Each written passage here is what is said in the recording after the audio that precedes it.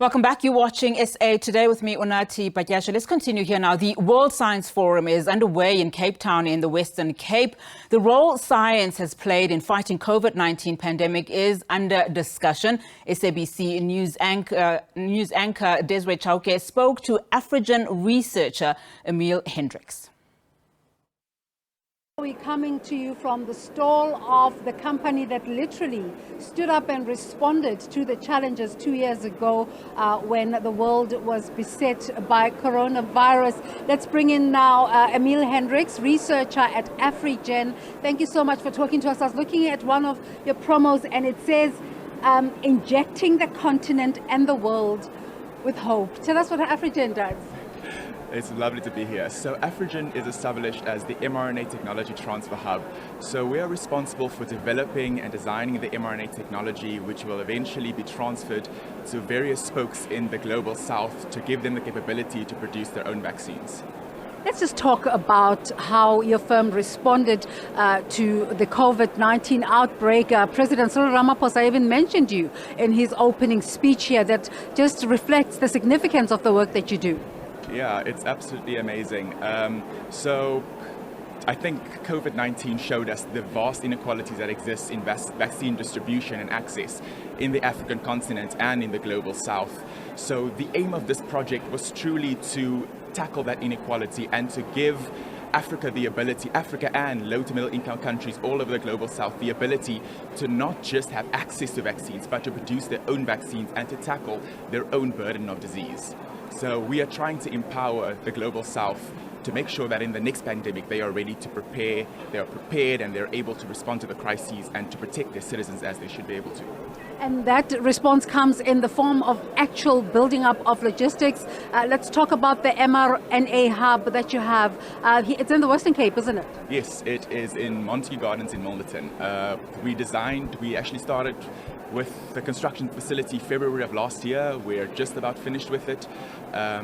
And yeah, we are currently actively trying to get our facilities approved by the regulators so we can get in there early next year to produce clinical trial material that will go into phase 1, into human trials, and then hopefully into commercialization. As the country starts to talk about the low uptake of vaccines, what challenges are you facing here?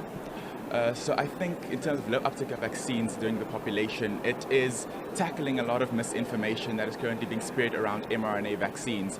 I think there's a lot of misunderstanding of what this vaccine is, where it came from, the time frame within which it was approved to market authorization. And we as a company are just trying to involve the public as much as possible through interactions like the one we're having now, trying to educate the public as much as possible what we are trying to do with this vaccine. And yeah.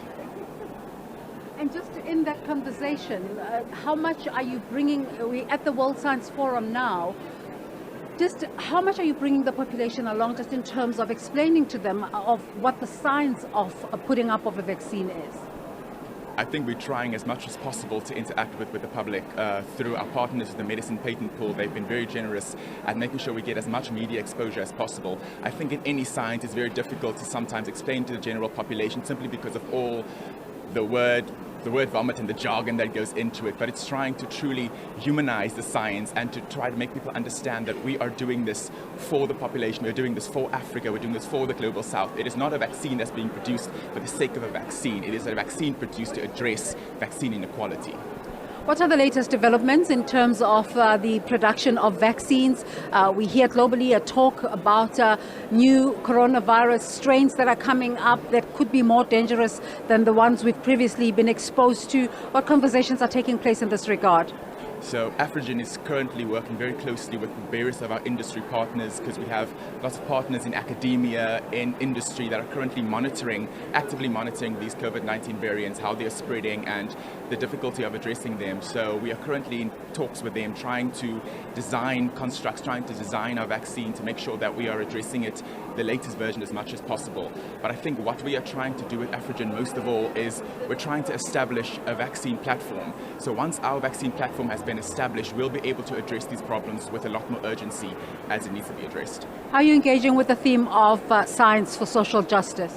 Absolutely. That is the entire aim of this project, is to create a vaccine platform, a vaccine technology that is suitable for low to middle income countries, to give those countries the ability to tackle their own burden of disease. And I think that within itself is what this forum and this organization is trying to do. You're a researcher yourself. What attracted you as a young person to science? I think it's all about discovering. It's all about creating something new and creating value and something that will touch the lives of so many people that you'll probably never even meet. The art of science is about discovering what is not already known and breaking boundaries, and that is exactly what this project is doing, and I'm so proud to be a part of it.